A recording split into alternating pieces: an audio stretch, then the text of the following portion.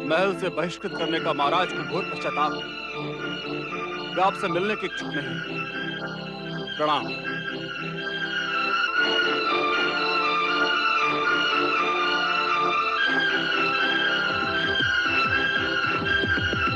सुदंत, तुम और वज्रसेन दोनों मेरे क्रोध के प्रकोप से बच नहीं सकते।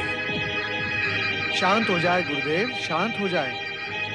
कृपया आप व्यर्थ क्रोध ना करें। इससे आपकी तपस्या और आराधना का पुण्य नष्ट हो जाएगा। मेरे शिष्य होकर तुम मुझे ही उपदेश दे रहे हो। पहले यह बताओ कि मेरी आज्ञा के बिना तुम कहां अदृश्य हो गए थे? ये बताना मैं आवश्यक नहीं समझता महापंडित धुरचटी।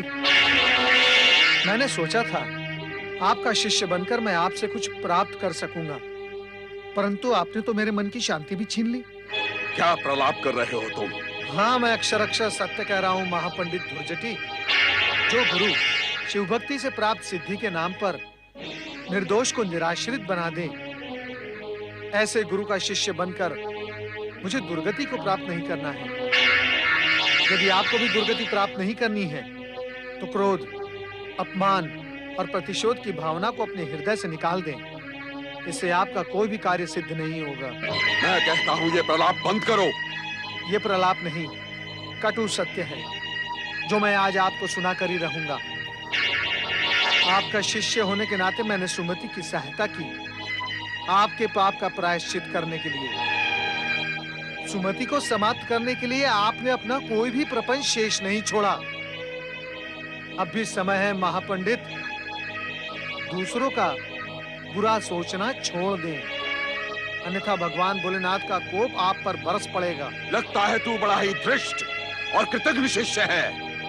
और आज तेरी मृत्यु मेरे ही हाथों लिखी। नारायण नारायण। तुम आप? हाँ, स्वयं भगवान भोलेनाथ ने मुझे यहाँ आपका शिष्य बनने के लिए भेजा था, आपकी शिव भक्ति की था लेने के लिए। परंतु आपकी शिव भक्ति सत्वहीन निकली। भगवान भोलेनाथ आपकी रक्षा करें। नारायण नारायण।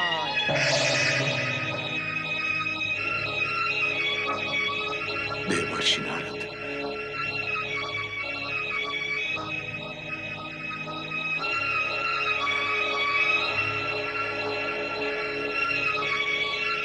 हे शिव शंकर,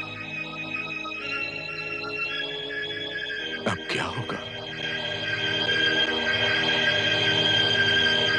आज मेरे 16 सोमवार व्रत की पूर्णाहुति हुई है। ये भगवान शिव के चढ़ाए हुए प्रसाद के लड्डू है, सभी लोगों में बांट देना। अच्छा, कैसी है धनुश्री बहन जी? अंदर सो रही है, उन्हें बहुत पीड़ा हो रही है। मुझे पता है कैसी पीड़ा हो रही है। तू जा। अच्छा। धनुश्री बहन, धनुश्री बहन, धनुश्री बहन, बहुत पीड़ा हो रही है। हाँ, बहुत पीड़ा हो रही है सुमति बहन। धनुश्री बहन, अब प्रसव पीड़ा प्रारंभ हो गई है। वो शुभ घड़ी आने ही वाली है, अर्थात छोटे सेठ जी पधारने वाले हैं। कहो ओम नमः शिवाय। ओम नमः शिवाय। धनुश्री बहन, शिवाय। आज मेरे 16 सोमवार का व्रत पूर्ण हुआ।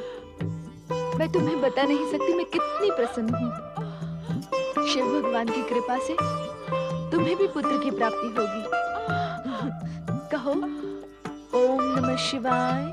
ओम नमः शिवाय। बहन जी, हाँ? बहन जी, आपका भद्रायु बहुत देर से रो रहा है, शांत नहीं हुआ। भद्रायु? क्या हुआ भद्रायु? हाँ? भद्रायु? इसका बदन तो आग से तप रहा है। ओ भद्रायु को संभालो तुम।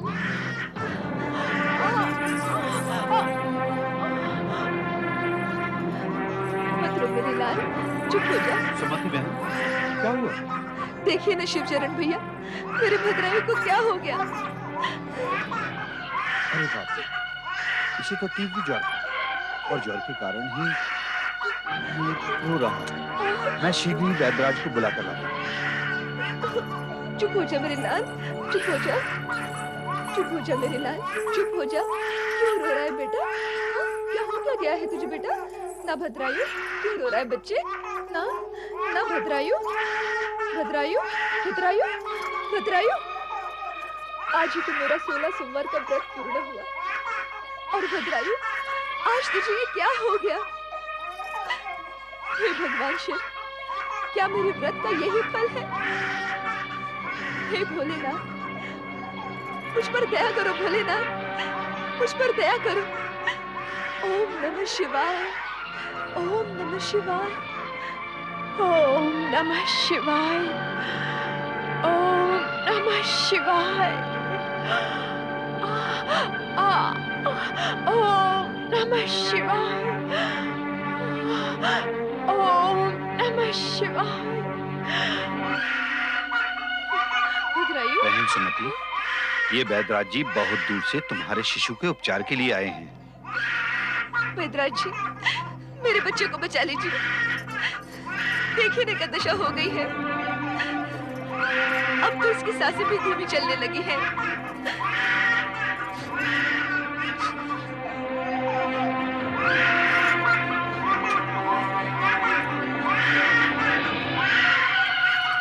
पुत्री, इस बालक की प्राण ज्योति अस्त हो रही है। इसके सारे अंग शिथिल हो गए हैं। अब कोई औषधि अपना प्रभाव नहीं दिखा सकती। ऐसा मत कहिए वैद्यराज जी, ये भद्रायु मेरे प्राणों का सहारा है। धैर्य धारण करो पुत्री। ईश्वर की इच्छा के सम्मुख सबको हार माननी ही पड़ती है। धैर्य धारण करो पुत्री। भद्रायु, भद्रायु, मेरे बेटे, तू मुझे छोड़कर नहीं जा सकता। तू मुझे छोड़कर नहीं जा सकता। भद्रायु, बधाई हो, बधाई हो। देखिए, आप की प्राप्ति हुई है। बधाई हो। हमारा पुत्र आ गया, हमारा पुत्र आ गया। हे शिव, आप परम कृपालु हैं। भद्रायु, तुम मुझे छोड़कर नहीं जा सकते। हे भोलेनाथ, कृपा करो। हे शिव शंकर, दया करो। यह आपकी कैसी लीला है प्रभु। एक और जन्म और एक और मरण। हे शिव, ये कैसी विचित्र स्थिति है। नमः शिवाय। प्रणाम माता पार्वती। माता, भगवान भोलेनाथ कहाँ हैं? अपने किसी भक्त की पुकार पर स्वामी अचानक अदृश्य हो गए। उन्होंने मुझे कुछ नहीं बताया। नारायण नारायण। शिव लीला का रहस्य जानना अति कठिन है माता। इस सत्य से तो आप भली भांति परिचित हैं ही। मेरी समझ में नहीं आता, स्वामी मेरे साथ ऐसी विचित्र लीलाएं क्यों करते रहते हैं।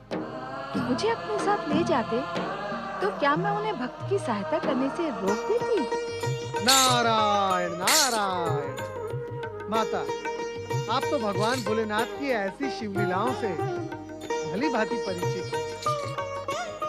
इसमें ऐसा रोष व्यक्त करने की क्या आवश्यकता है? फिर आप तो साक्षात शक्ति स्वरूपा हैं। कृपया आप अपनी दिव्य दृष्टि से देखें और मुझे भी बताएं कि भगवान भोलेनाथ इस समय कहाँ हैं। नहीं, इसकी कोई आवश्यकता नहीं। वे कहाँ हैं, क्या कर रहे हैं, ये जानने में अब मेरी कोई रुचि नहीं है। माता, भक्तों की पुकार पर भगवान भोलेनाथ समय समय पर जाते ही रहेंगे। इसमें उदास होने की क्या आवश्यकता है? नारद, देख रही हूँ कि तुम आजकल बढ़ चढ़कर स्वामी का ही पक्ष लेने लगे हो और मुझे उपदेश देने का साहस करने लगे हो।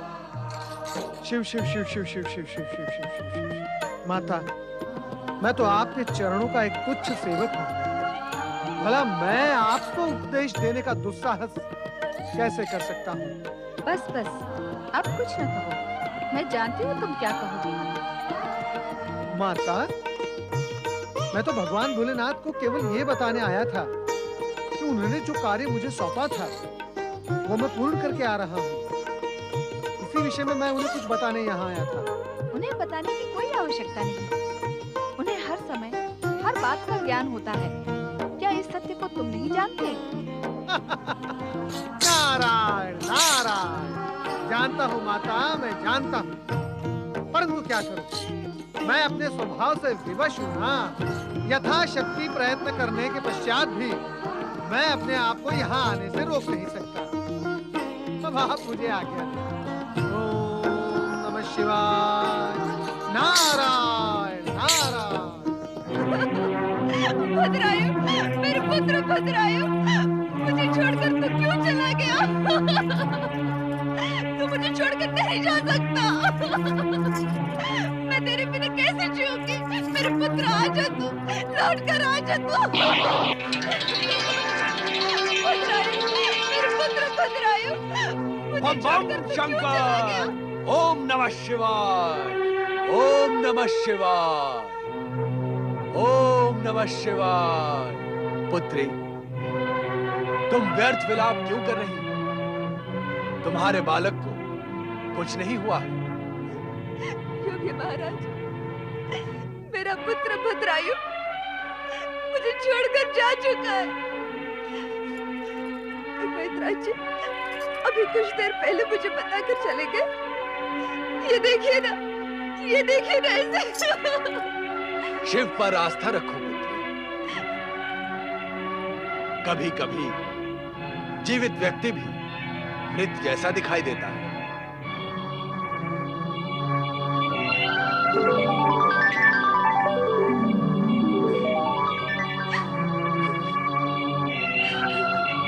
वैद्यराज को भ्रम हुआ होगा पुत्री।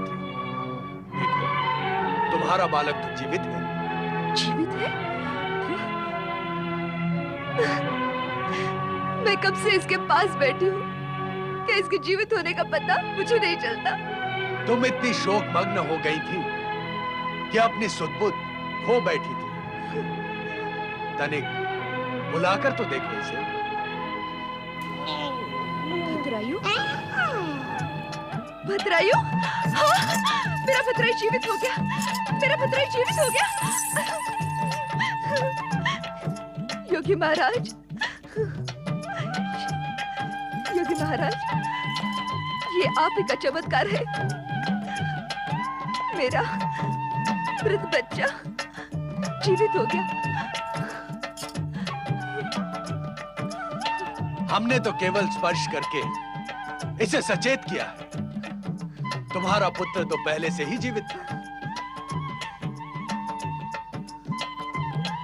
जो भद्रायु वो भला समय से पहले कैसे जा सकता है?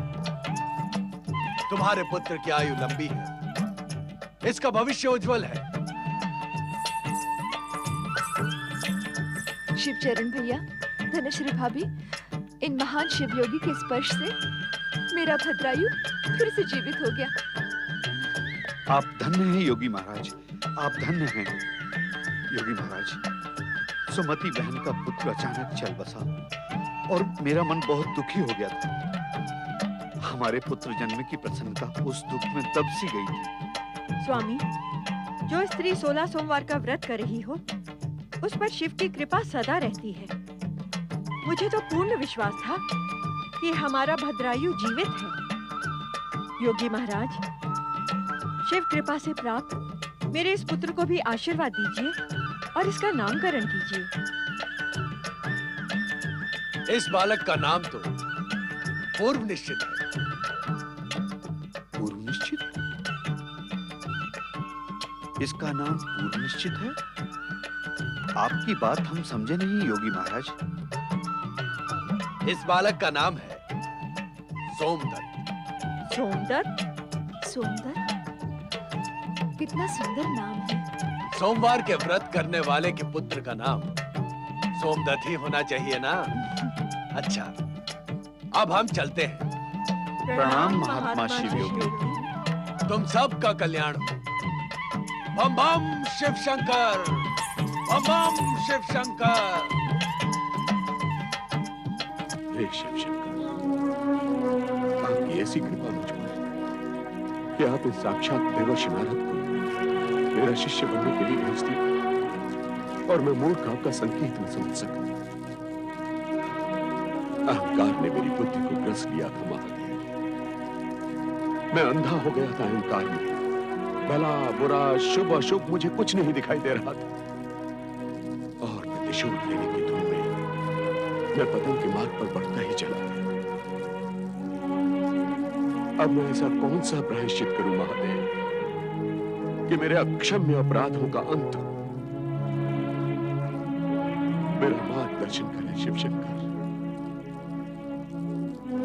मेरी बुद्धि कुंठित हो गई है, मुझे कुछ नहीं सूझ रहा है महादेव, कुछ नहीं सूझ रहा। हर हर महादेव, हर हर महादेव, हर हर महादेव। ओम नमः शिवाय। राजगुरु जी, आपने अभी अभी कहा कि आपकी बुद्धि कुंठित हो गई है, आपको कुछ सूझ नहीं रहा है। मैंने कहा, परंतु ये सत्य है, किंतु आप कौन? हमें शिव योगी कहते हैं। हमने भी आपके समान शिव से योग लगाया, परंतु हम आपके समान अहंकार और दम के मार्ग पर भटके नहीं। हमने अपनी बुद्धि को स्थिर रखा है। क्षमा करें शिव योगी, परंतु आप मेरे विषय में सब कुछ कैसे जानते हैं? शिव से लौ लगाई है तो ये सब जानना कौन सा कठिन कार्य है। आप भी शिव से सच्ची लौ लगा, आपको भी ज्ञात हो जाए। परंतु मिथ्या अहंकार का आवरण हट जाने के पश्चात। शिव योगी जी, आपके दर्शन करने के पश्चात ऐसा लगता है कि अब बुद्धि को ढकने वाला आवरण हट गया है। मुझे भले बुरे का ज्ञान होने लगा। व्यतीत काल को मुड़कर देखें। आपने अहंकार के मद में अंधे होकर कितनों को दुख पहुंचाया, कितनों से प्रतिशोध लिया और कितनों को अपमानित किया। इसके लिए मैं अत्यंत लज्जित हूं शिव योगी। पश्चाताप के शीतल जल से आपके हृदय की अग्नि शांत हो रही है, आपका विवेक जागृत हो रहा है। अब आप उन सब के भले की सोचें जिन्हें आपने कष्ट पहुंचाया था। जो व्यक्ति दूसरों के कल्याण की बात सोचता है, उसका कल्याण अवश्य होता है, और जो व्यक्ति दूसरों को पतन की खाई में ढकेलता है, उसका पतन भी निश्चित हो जाता है। भगवान शिव की कृपा से आपका आगमन हुआ, मुझे मार्गदर्शन प्राप्त हुआ, मैं पतित होने से बच गया। अब आपका छुपा हुआ पांडित्य प्रकट होगा, आपकी कीर्ति दिग दिगंत तक फैलेगी। अब हम गमन कर रहे हैं। नहीं शिव योगी जी, आप मेरे आश्रम में अतिथि बनकर रहे, और यदि मैं कोई अपराध करूं तो मुझे उसे करने से रोके। नहीं नहीं, अब अपराध का प्रश्न ही नहीं।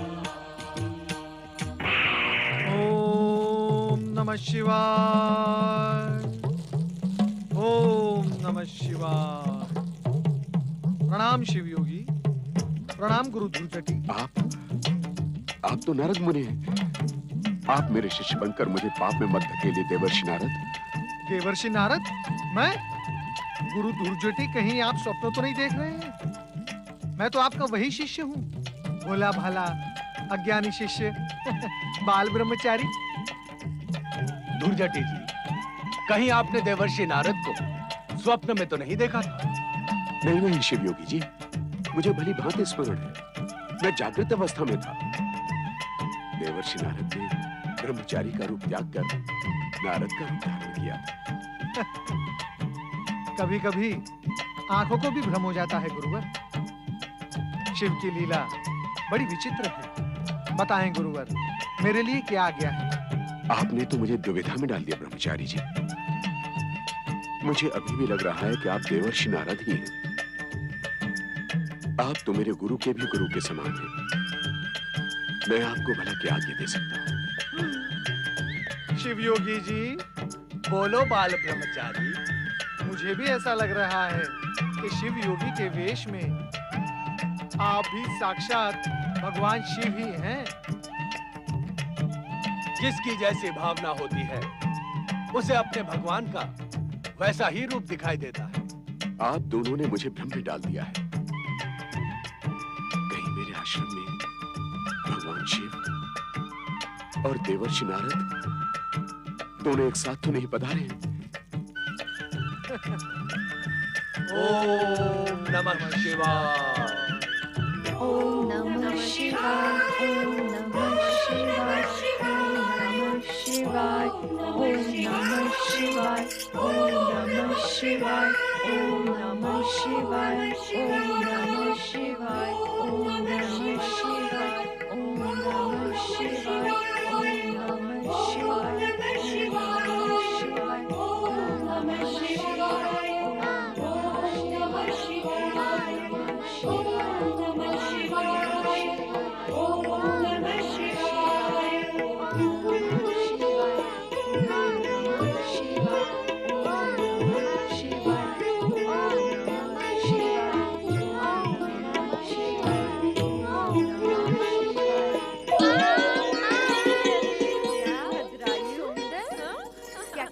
कहाँ गया था? खेल रहा था? क्या खेला मेरा बेटा? प्यारा पुत्र।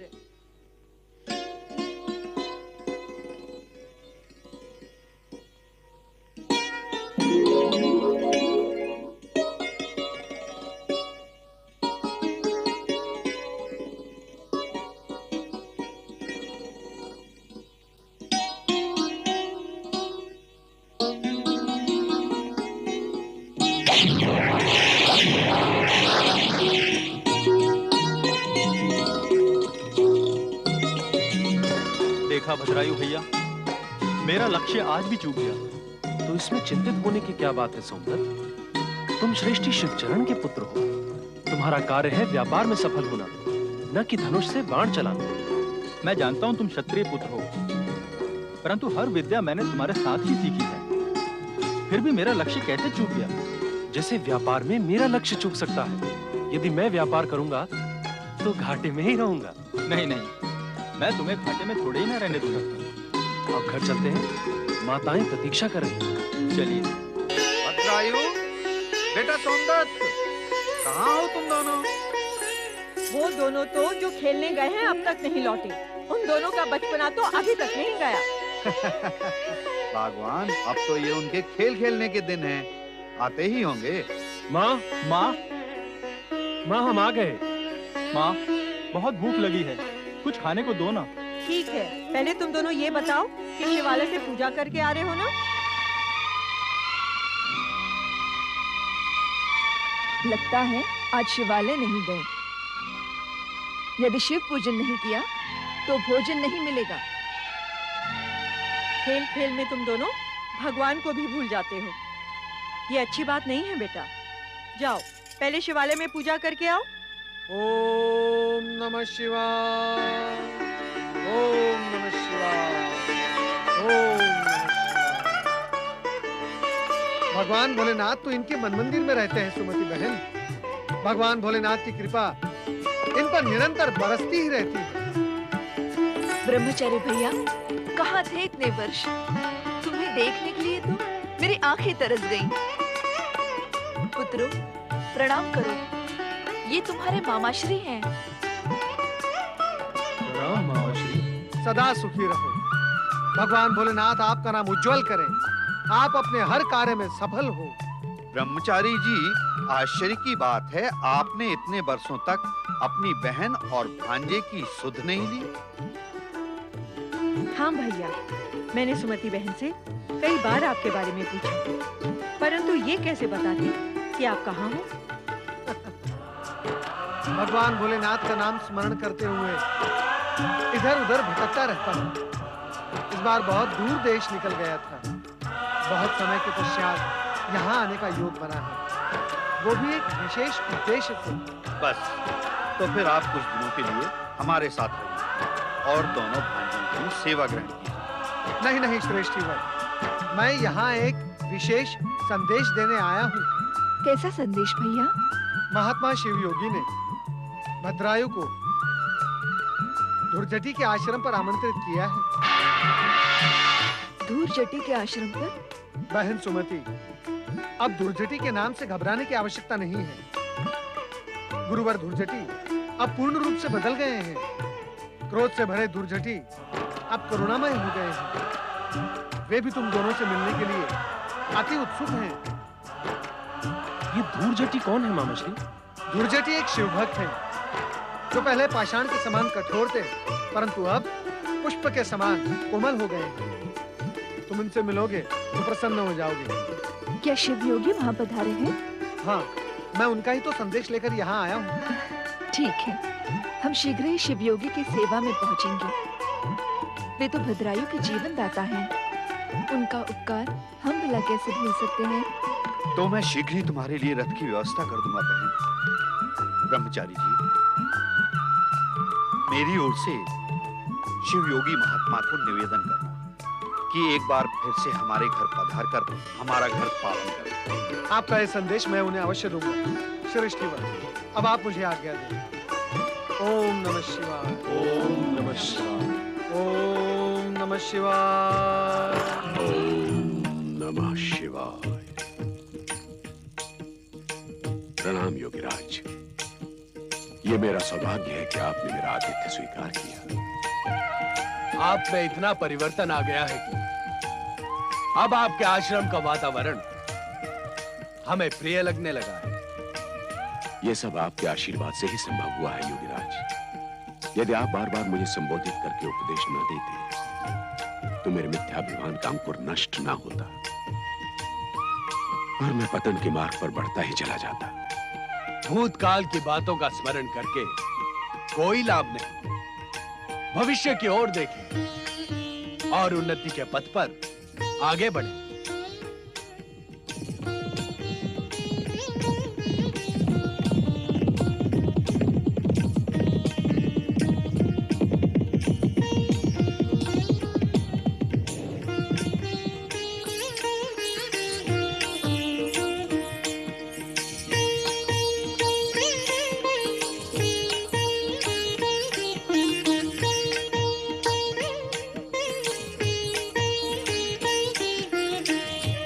पधारे महारानी सुमति।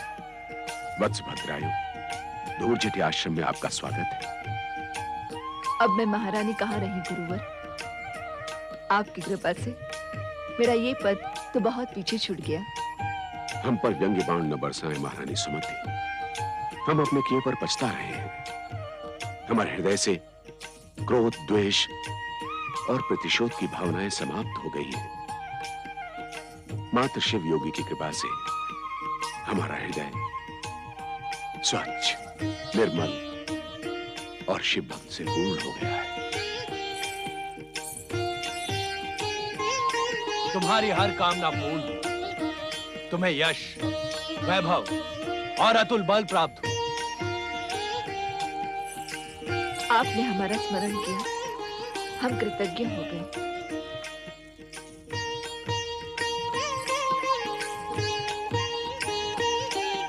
वत्स भद्रायु, तुम्हारा भाग्य उदय हो रहा है। हम आज तुम्हें ऐसी अद्भुत सिद्धियां प्रदान करेंगे जो साधारण मनुष्य के लिए दुर्लभ है।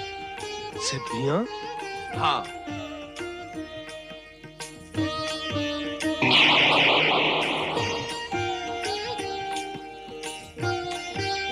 वत्स भद्रायु, लो ये शंख।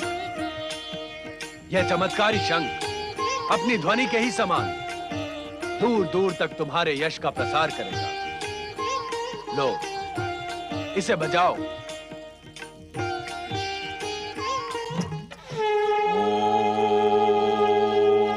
नमः शिवाय। ओम नमः शिवाय।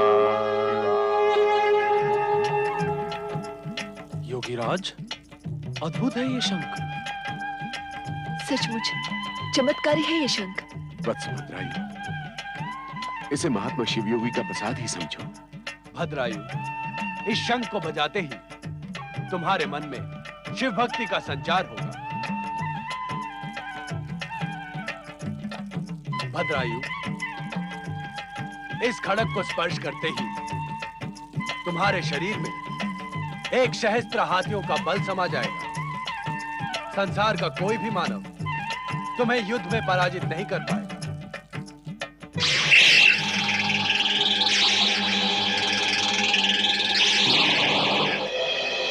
मैं अपने भीतर सहस्त्र हाथियों का बल अनुभव कर रहा हूं प्रभु।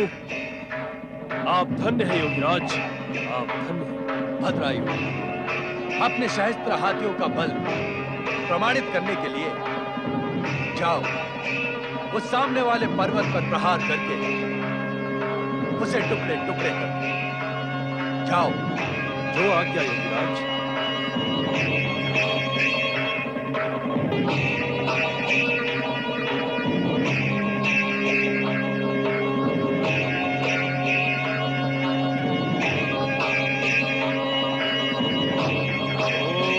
नमः शिवाय।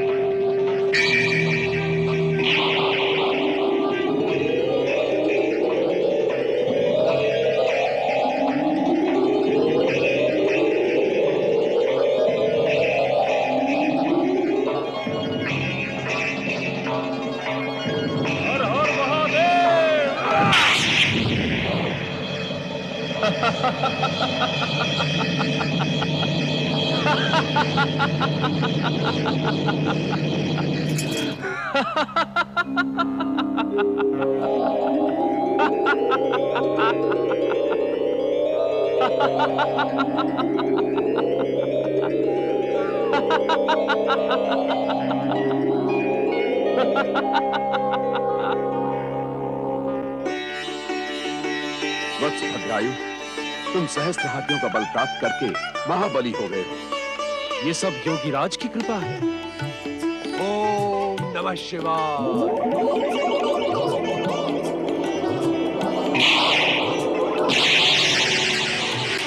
ये शिव कवच सदा तुम्हारी रक्षा करेगा भद्रायु।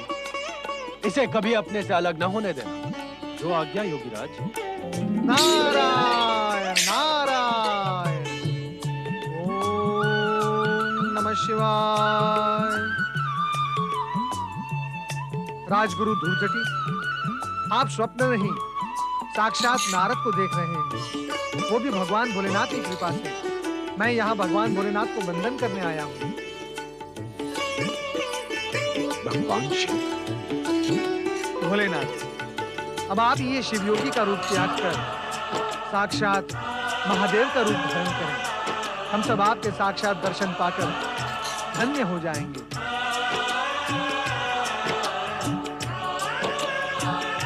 शिवयोगी का कार्य इस समय पूर्ण हुआ ना। अब हमें यहाँ मूल रूप धारण करने में कोई आपत्ति नहीं।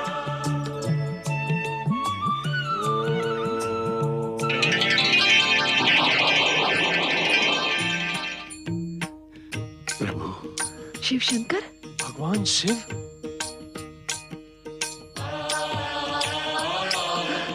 हे देवाधिदेव महादेव, हे त्रिलोकीनाथ, हे कैलाशपति, हे भक्तवत्सल भगवान भोलेनाथ, आपकी जय हो, आपकी जय हो, आपकी जय हो।